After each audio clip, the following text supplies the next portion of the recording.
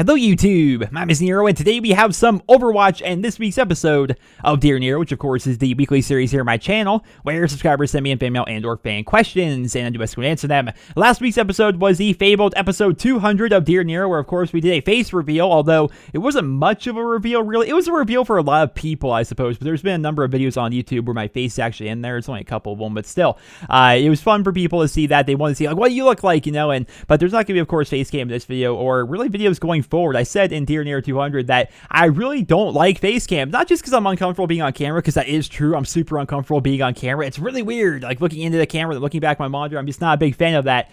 But also, it takes away from the video. I'd rather watch the gameplay. Like, that's how I watch videos. Like if somebody has a face cam in their video, it's like, can you just get that out of the way? Like you're blocking the game, you know. So that's what I'm going to be doing going forward. You know, Dear Nero is going to continue. I announced that on Dear Nero 200, but I'm not going to be having face cam every time. Maybe there will be one on occasion. Who knows? Just for the time being, I don't plan on doing that. It's just going to continue as it always was with gameplay and your guys' questions and my answers to them. To cover on gameplay, just really quickly, it is Overwatch. I love this game. If you guys are not playing Overwatch, or if you guys haven't tried Overwatch, I would highly recommend it. It's weird because I make these guides, right, of the different heroes in Overwatch, and they're relatively basic guides, but there's also some more in-depth tips and tricks, like kind of like more subtle stuff in there as well that I think experienced players can learn from as well as new players. But in all of those videos, people always ask me, well, Nero, should I buy Overwatch? Is it worth it? Do you think it's a fun game? It's like, I would not be making videos of it if it wasn't a fun game. I mean, these things are getting like half the views of any Call of Duty video ever. Like, I can make a video of like me picking my nose and it'll get more views than my Overwatch guides, but still, I like it because Overwatch is a very fun game to me. I have like 50 hours playing the game so far. I really enjoy the game, and that's why I have a lot of gameplay, and I figured Dear Nero is a great place to unload some of that gameplay for those of you guys that would actually be interested in it. So watch it. Hopefully you guys all enjoy it, and we have a number of great questions for this week's episode, so let's hop into the questions with the first one, which is going to be coming in from Roger Dodger on Twitter, who's going to write, Dear Nero, what is your least favorite YouTube ad? So Mr. Roger Dodger, I'm not very up to date with YouTube ads. Ever since YouTube Red was implemented, I immediately got a subscription to YouTube Red. They charge, I think, like $10 a month, and you get a number of benefits. Most of them are mobile. Not a lot of them actually affect me, with the exception of they remove ads from all YouTube videos, which I think is very nice. And some people say, well, that's just silly. It's the same thing with like Twitch Turbo. It's like, why do you do that when you can just use ad blocker? And I'm trying my best here not to come off as a jerk, but like, it's really like, why would you not want to support content creators? Like, I never understood that. Like, people that pirate music or people that pirate movies or games or what have you, it's like, why would you not just support the content creator, the person that made that game or that music or any of that? Like, it's good to do that, because without, you know, that money going to the content creators, they're going to eventually stop making that content. You know, people that ad block on Twitch or YouTube, it's like, why? Like, it's like a 5-second ad that you can skip most of the time. Occasionally you get a 30-second unskippable, but just know that by watching that 30-second ad, you're really supporting that content creator that you're watching. It's a good thing as a whole. So when you see people like, I don't know, like bragging about ad block, it's like, why though? Because without those advertisements, a lot of YouTubers wouldn't be here. Like, I think a lot of us still would be here, but you wouldn't see videos nearly to the extent that you actually see them. It's good for everybody if you just watch the ad. But then they came out with YouTube Red, which is a different alternative where you pay $10 a month. You don't have to watch any ads. And as somebody who watches more YouTube than I do like television, that sounded like a great idea to me. So I immediately hopped on board with that. I think it's a really cool thing. So I haven't seen a lot of ads ever since YouTube Red actually came out, but I can definitely remember an ad from the Modern Warfare 3 days, which would definitely be my least favorite ad of all time. Let's play the clip. Boom! Check me out as I show off my skills to the world with Roxio Game Capture. I can capture in real time from my Xbox 360 or PS3 right to my PC. It's easy. I just hit the capture button. Then I can edit some highlights, maybe add some text, effects, or even my genius commentary. Make it stop. It's so terrible. Like, why did they think this was a good ad? Like, it makes no sense. It's like those annoying, stereotypical Call of Duty YouTuber ever. Boom, check me out. I'm playing Call of Duty. Is this wild, guys? I'm gonna put it up on YouTube. It's like, oh my, like, why? Why is this here? The capture card itself, now to my understanding, to be fair, apparently the new Roxio game capture cards are actually pretty good, but this one that they were advertising like back in Modern Warfare 3 was awful. Like, it was bad quality. It was not a good card. And if you saw somebody that was using that card, you could tell because the quality was pretty bad. It was not good whatsoever. Like, it was so weird. Like, it was just a company trying to cash in, like, on the capture card market, I suppose.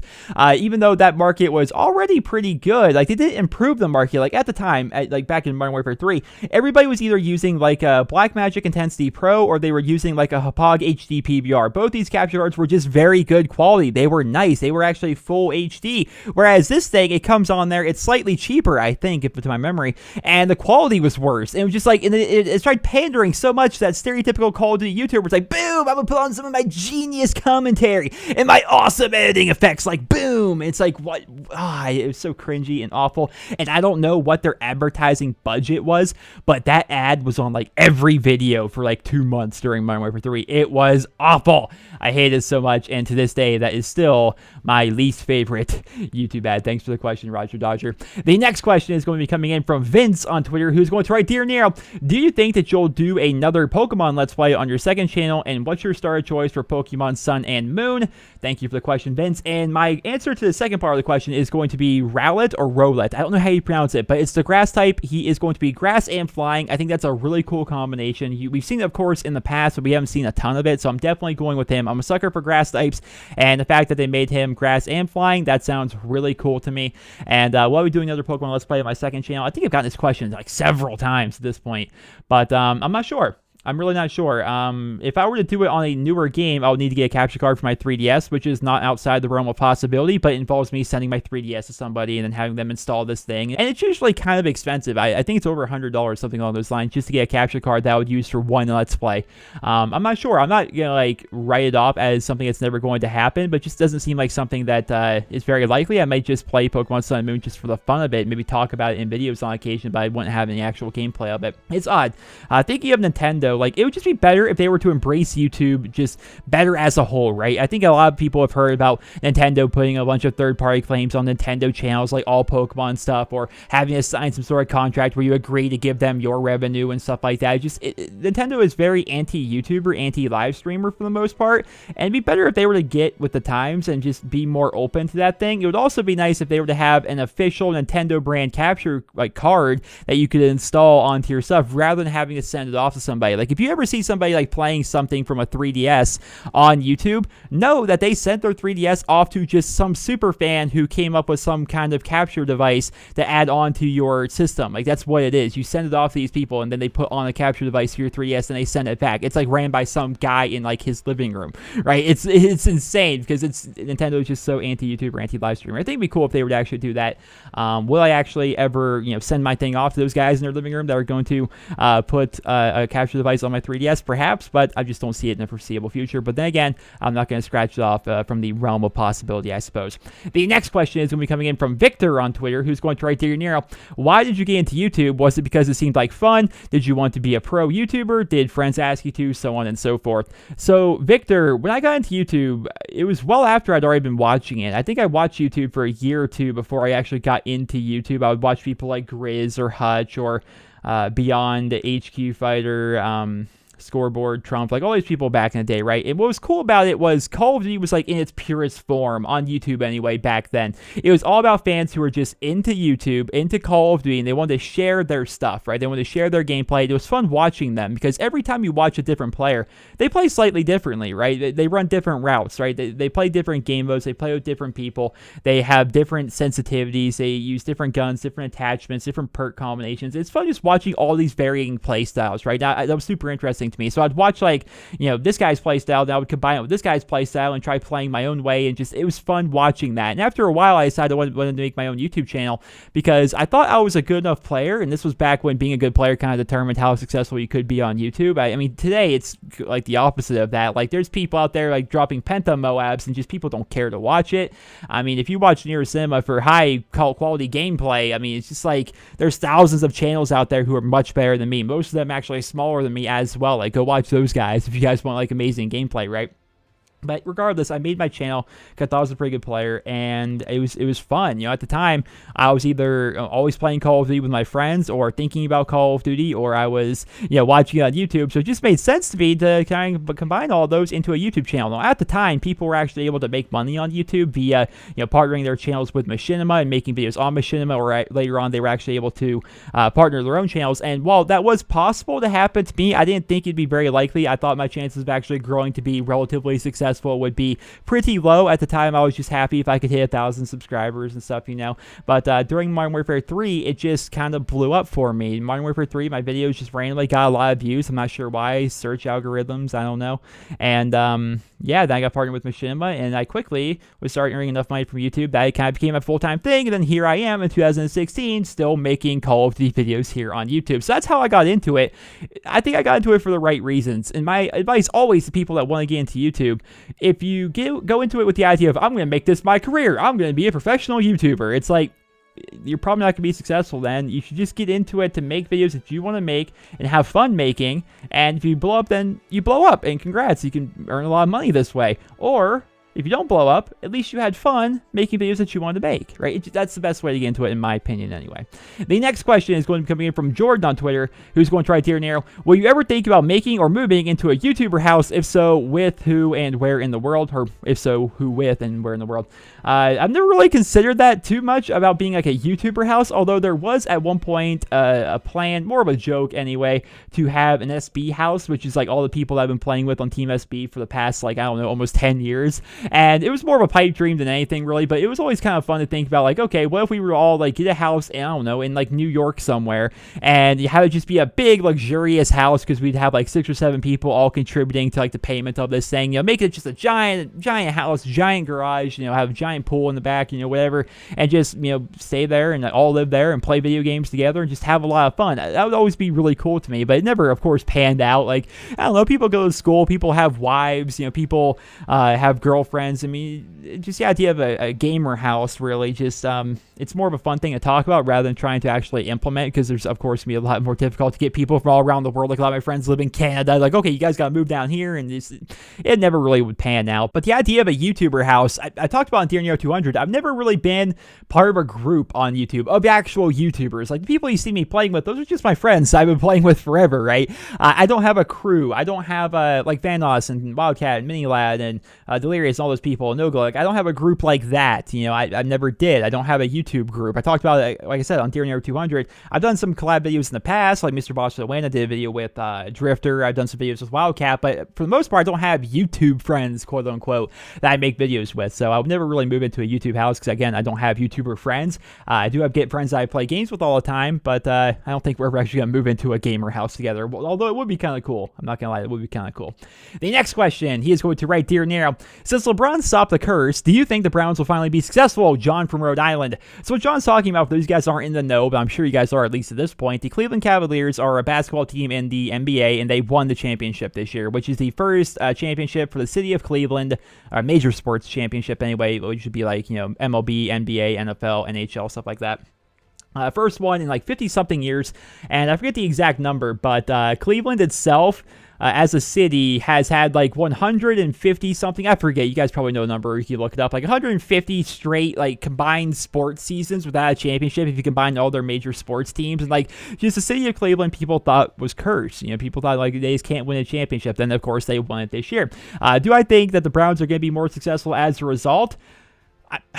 I don't think the two are connected. Like, I don't believe really in curses. I don't think that there was a curse on Cleveland. I just think that a lot of bad luck was happening for sure. But I don't think LeBron and the Cavs winning the NBA championship is going to make the Browns any better. What's going to make the Browns better is, one, sticking to a head coach, two, sticking to a freaking quarterback and not, kicking them out if they don't freaking go 16-0 their first season, and just letting the team actually develop without trading away some of your best players. Every single year, they always seem to have some really standout players, and they're like, all right, well, I bet we could trade these guys for some draft picks or something like that. Or if their quarterback doesn't do amazing Peyton Manning style like stuff his first season, then they get rid of him. Like, you think back of all the people they drafted: Brady Quinn, Colt McCoy, Johnny Manziel. Now, like, all these people, right? They bring them in, and if they aren't like amazing right away, they're like, all right, well, we're gonna bring in a veteran like Jake Delhomme or Josh McCown. Just I don't understand the Browns' philosophy. They're always swapping in quarterbacks. They're always swapping in coaches. They're always swapping in coaching staff, and because of that, they never have time to set up and develop like the good teams in the NFL do. So that's what's gonna make the Browns good. Will they do better than last season? I hope. I mean, I think anything's better than last season,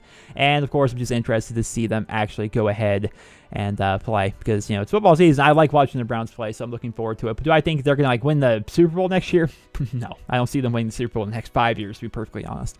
The next question, he is going to write, Dear Nero, while watching your video on Monday about Project Scorpio and PlayStation Neo, I heard you mention the textures in Black Ops 3 and how they sometimes take a while to load up. This made me think of Black Ops 2 and the great colors and textures that game had. Do you think that if Black Ops 2 was the first Call of Duty on Xbox One instead of Ghost, it would have been the same game, or do you think Black Ops 2 would have been different on the Xbox One? Thanks, and sorry for the long question. Anthony from California. So, Anthony, do I think the game would have been different if they were to have released Black Ops 2 on the Xbox One rather than like the Xbox 360 and PlayStation 3? Well, I think there would have been more clutter, right? I think there would have been more light effects. I think there'd be more stuff on the walls and more stuff on the ground, trying to show off the new hardware. Games on the Xbox 360 and the PlayStation 3, like Black Ops 2 was, they were mainly about showing off how far that the development studio could stretch the hardware, right? They were all about just like, we are such masters of this technology that we can make, a game that looks as good as Black Ops 2 on the same system that people made Call of Duty 4. And back then, they thought Call of Duty 4 was the pinnacle of graphics. Like, it won awards for how good it looked, right? And so it's really cool how they were actually able to stretch the hardware. Whereas games that come out, at least the first games anyway, the first wave of them for the Xbox One and PS4, they were all about just trying to show off all the new things that they could do, almost to the game's detriment. If Black Ops 2 were to have come out on the Xbox One and the PlayStation 4, again, I think it just would have had more light effects. I think it would have more stuff on the walls. It would have more stuff on the ground. I don't think the game would have been fundamentally different. It just would have looked a bit different because they probably would have been trying really, really hard to make it so that they would have a lot of extra stuff there so they could brag, oh, yes, this new technology. Look at all the ground clutter. Look at all the stuff on the walls. And, I think that's all they really would have done. Whereas you look at a game like Black Ops 3, for whatever reason, they try adding in so many things in the Black Ops 3 now that, the Xbox One and PS4, they can't handle it at sometimes. Like certain maps, when you load in, the wall textures just don't load in properly for a while, or your camo on your gun won't load in because your system is not that powerful, and they're really stretching already how far the Xbox One and PlayStation 4 can actually go, which is why I'm looking forward to Project Scorpio and PlayStation Neo, because they can hopefully be able to upgrade their games even further and maybe try to stretch them even further to make them look even better without making sacrifices like we see on the Xbox One and on the PlayStation 4. The next question, he is going to write, Dear Nero, while there has been a lot of talk of Battlefield 1 being the next COD killer and the best thing since sliced bread, do you think Battlefield 1 will choke similar to Titanfall? Personally, I'm excited for both games, Infinite Warfare and Battlefield 1, and I plan to play them both. Keep up the great work, Connor from Virginia. So Connor, the question is, do I think Battlefield 1 is going to choke similar to Titanfall? Do I think it's going to flop as a new COD killer? Well, if you're a fan of Battlefield 1, if you're really on that bandwagon, prepare to clench your butthole, because there is going to be a lot of unpopular opinions coming forward. I feel as though Battlefield 1 is going to be a good game. I think it's going to sell very well, but I do not think it is going to be the game that everybody is building it up to be, mainly because from what I've seen from Battlefield 1, it reminds me a lot of Battlefield 4. Now, I'm not one of those people. I am not. I've said time and time again, I am not one of those people that says, oh, every game's the same. I'm not one of those people that says, oh, COD's the same game every year. I'm not one of those people that says Battlefield's the same game every year. Sure, it's still COD and it's still Battlefield. You're going to have guns. You're going to be able to ADS in Call of Duty. You're going to have perks and a create class system. You're going to have a prestige system. You're going to have the same stuff that makes it feel like COD, but of course, every Call of Duty is fundamentally different than the one before it, and the same thing goes for Battlefield. You're going to have your medics, you're going to have your supports and your recons and so on. You're going to have your tanks and your choppers, but every game is going to be fundamentally different, but with the same core Battlefield feel. And as a result, I feel as though Battlefield 1 is going to be successful like Battlefield 3 was and like Battlefield 4 was, but I don't think it's going to be the greatest thing ever, because it's still Battlefield, and Battlefield has never been the best-selling game ever, regardless of the fact that people seem to be so ridiculously excited for it this year, mainly because of the setting. I just don't see it. And as somebody who is not a...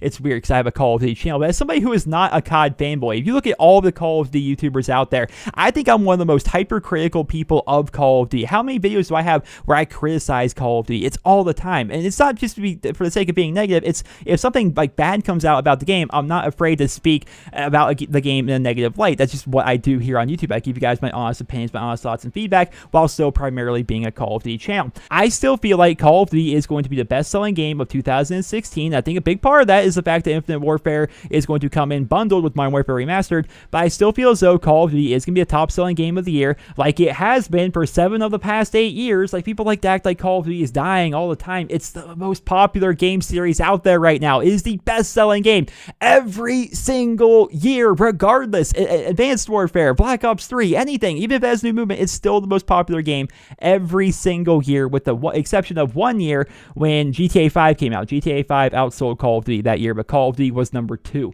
Call of Duty is ridiculously popular, and I think that trend is going to continue. Do I think Battlefield 1 is going to be a bad game? No, I think it's going to be great. I think it's going to be a lot like Battlefield 4, but set World War I with World War I vehicles and World War I locales and World War I guns, and it's going to be really cool because it's going to be a World War I Battlefield game. I'm very excited for that, but it's not, in my opinion anyway, the prediction I'm making is it's not going to outsell Call of Duty. It's not going to be the COD killer, because every year is a new COD killer. Have you guys noticed? Titanfall was the COD killer, Battlefield 3 was the COD killer, Battlefield 4 was the COD killer, Gears of War was the COD killer. Every game that comes out is now the COD killer. Destiny's the COD killer. Like, everything, everyone just claims, oh, it's the COD killer. Never happens, guys. It never happens. Will it happen eventually? Probably, but I don't think it's going to be with Battlefield 1, regardless of what everyone seems to think, because right now it's just a trendy thing to hate on Call of Duty from the uneducated standpoint. I see so many people complaining, and I almost made a whole video on this. So many people complaining, oh, Call of Duty, I don't want space. This is Halo. This isn't Call of Duty. Why don't they listen to the fans? And the reason why they can't, quote unquote, listen to the fans is because it takes them 3 years to put together these games. And the Call of Duty fan base hasn't been so toxic towards a new movement system for really that long. It was about halfway through Advanced Warfare's life cycle that Call of Duty fans really started to have a distaste for the new movement system, and they longed for the Call of Duties of old. And then when Black Ops 3 came out, suddenly, at least from my perspective, everybody seemed to be okay with the movement system again because it wasn't as bad as Advanced Warfare, but they still wanted to have a new boots on the ground Call of Duty. But at that point, they're already like a year and a half into making Infinite Warfare. They can't just go back and stop it, because if you look at just Black Ops 3, for example, the maps themselves, or Advanced Warfare, they're built from the ground up to work with that movement system. If you saw the playlist that we had in Advanced Warfare where they got rid of your exosuits, that was a terrible playlist. The maps were not good whatsoever because they were built to have that movement system in mind. And Infinity Ward has built Infinite Warfare from the ground up with that movement system in mind. Now, I will say they probably had a more advanced movement system, but I think honestly they probably reduced it down to what Black Ops 3 was based upon fan feedback. So I think fans have probably had some sort of an influence in that respect. I of course, no, that's confirmed. That's just what I'm thinking. I think since it's so similar to Black Ops 3, I think they probably started off with a system similar to Advanced Warfare, and then they kind of like reduced it down to what we see in Black Ops 3. But the game itself is built to have a movement system. They went into space because that's what they wanted to do. They didn't want to have Call of Duty Ghosts 2. They decided they wanted to have Infinite Warfare, and they decided on that 3 years ago, long before Call of Duty fans all decided to, I don't know, randomly start clenching their buttholes at the idea of Call of Duty not being World War I or World War II. Like, it's so frustrating, because I think I'm in a unique perspective, because as a Call of Duty YouTuber, I see so many people like talking about Call of Duty all the time, like whether it's on Twitter or if it's on in the comments of my videos, or if it's the videos I'm watching or what have you. It's so frustrating to see people saying that, saying, oh, they don't listen to the community. They do, but they've been working on the game for almost 3 years now. They can't just stop and re-scrap everything and like build it all from the ground up over the course of the next 6 months, right? It's just not how it works. Like, the only people that can really listen to the community, quote unquote, would be Treyarch, because they are so early in their game's life cycle. They're only like 6 months into development of their 3-year development cycle of their new game, that they could actually start working on a new World War I, World War II, Vietnam boots on the ground style Call of Duty game. At this point, it's far too late for them to actually be able to do that. So I just wish people were, I don't know, more informed before they start just like complaining and whining and shouting on the internet. I know it's a super unpopular opinion, and it's funny that people think that disliking the video is going to sway my opinion, but it doesn't. You know, I'm excited for Infinite Warfare. I think it's going to be a fun game. Is it going to be the best Call of Duty game ever? Probably not. But is it going to be worth the $60 price point? Is it going to be worth you actually playing because you're going to get a couple of months of time out of it? Yeah, that's what I think the game is going to be. So, I don't know. Do I think Battlefield 1's going to be a good game? Yes. Do I think it's going to flop like Titanfall? No, I don't think it's going to be. I don't think any game can flop as bad as Titanfall.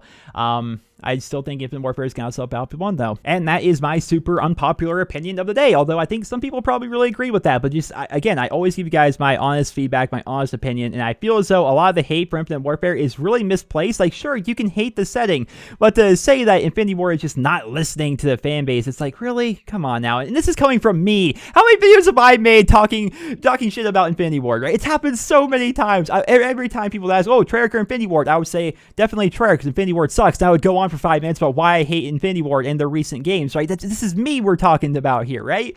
And even I can keep an open mind about Infinite Warfare, and I think other people should as well. But yeah, again, that is my super unpopular opinion of the video. Dislike away if you guys would like. But the next question and final question for this week's episode of Dear Nero, he is going to write, Dear Nero, have you ever considered uploading first-person shooter games other than Call of Duty primarily on your channel? Seeing as Battlefield 1 is generating so much hype, you should do primarily Battlefield 1 videos and even branch out to some games like Overwatch and Counter-Strike. I think it'd be a great idea. Love your videos. Patrick from New York. Well, Patrick, the idea for this year is to branch out a bit from Call of Duty. That's just the plan. And I think a big part of it is I've been playing Call of Duty for 10 years. And while I just talked about it in the last question, how every single Call of Duty game is fundamentally different than the one before it, it's still Call of Duty at the end of the day. And there's definitely some franchise fatigue. I've been getting hit more and more every year with franchise fatigue for Call of Duty. I definitely don't have the same passion, I'd say, as when I was 16 years old playing Call of Duty 4, but I still love Call of Duty. So I definitely want to branch out 2 more games this year. One, because I think it'd be fun to make content of new games. I can only make so much Call of Duty content every single year. I mean, you look at a lot of the videos I made for Black Ops 3, I think a lot of them are kind of similar to some of the videos I made back in Advanced Warfare. Just they're all Call of Duty videos, right? I think it's be fun to make Battlefield 1 videos. It is fun making Overwatch videos. Even though they get no views, I have a lot of fun making Overwatch videos and making those guides. I'm going to have a lot of fun with Titanfall 2 as well. It's just, I love shooter games. I'm a big fan of first-person shooters, so I definitely want to branch out a bit this year. I want to continue making Overwatch videos. I'm going to continue to make Call of Duty videos. And just thinking of all the different shooters that are going to be out, like, this year is going to be insane, I think, for me. I think NerosCinema has the potential to grow a lot this year if I can actually make good content. But if I don't grow, then, at least I had a lot of fun, because I'm going to be making videos of Infinite Warfare, of Modern Warfare Remastered, of Battlefield 1, of Titanfall 2, and I'm going to continue making videos of Overwatch. That's 5 different shooter games I plan to upload to semi-regularly here on my channel, and I'm very excited for that. Will I become a primarily Battlefield 1 channel? I don't know. Will I be able to make really good Battlefield 1 videos that a lot of people, subscribe for and want to watch? And am I going to have fun with the game? Am I going to really enjoy the game the same way I enjoyed Battlefield 4? Like, I freaking love Battlefield 4. I'm over level 100 in Battlefield 4. I made a ton of Battlefield 4 videos. I had some videos, like, I was making guides on the different, like, classes and stuff in Battlefield 4, and one of them got promoted by Battlefield themselves. Like, it was just, I love Battlefield. It's a fun game series. I'm looking forward to Battlefield 1 and making content out of that. I'm looking forward to Titanfall 2. I think Titanfall 2 is going to be a really fun game. As a whole, I'm a big fan of shooters. Not Counter-Strike. Counter-Strike never appealed to me for whatever reason, which I know is sacrilegious because it's like the most popular game out there right now. Or it's one of them anyway. Like, Counter-Strike never really appealed to me, so I'm not going to, pretend it does and make videos out of it or anything like that. I've never been that kind of a guy, so don't plan to see any Counter-Strike videos here on my channel, but definitely more Overwatch, Infinite Warfare, Modern Warfare Remastered, Battlefield 1, Titanfall 2, all these games. Going to be making a lot of content out of all those games in the coming year here on NerosCinema. I'm definitely looking forward to it. But ladies and gentlemen, I hope you guys all enjoyed this week's episode of Dear Nero, the weekly Q&A here on NerosCinema, episode number 201, as I recall, which is simply insane. It's weird looking back to, like, the first episode of Dear Nero where I was playing, like, Minecraft and, like, just answering questions and just seeing how the series has evolved over the years, and just, it's fun. It's not the most popular series in the world, but I enjoy doing it every week, and that's why I make it, because the people that watch Dear Nero are the super fans of NerosCinema, and I love you guys so much. But thank you guys all for watching the video. I hope you guys all enjoyed it. If you guys would like to submit your questions for the next episode of Dear Nero, it's a very simple process, actually. You go to my Twitter, you can write me at Nero Tweets using hashtag Dear Nero. Just type in your question, and I look through them every Wednesday morning, and I will make the video. And you can also, alternatively, go to YouTube, go to my YouTube channel, youtube.com/NerosCinema, go to the About section, and from there, you'll find a Send Message button, and from there, just send your message. And again, every Wednesday morning, I go through the questions, and I make that week's episode of Dear Nero. Nothing too complicated about that. It's a very simple process. I go through all the questions every single Wednesday, and I pick out the ones I feel as though would be good for the show, and then I feature them. Very simple. Ladies and gentlemen, I hope you guys all enjoy this episode. If you did, please drop me a rating. Hope you guys all have a wonderful day.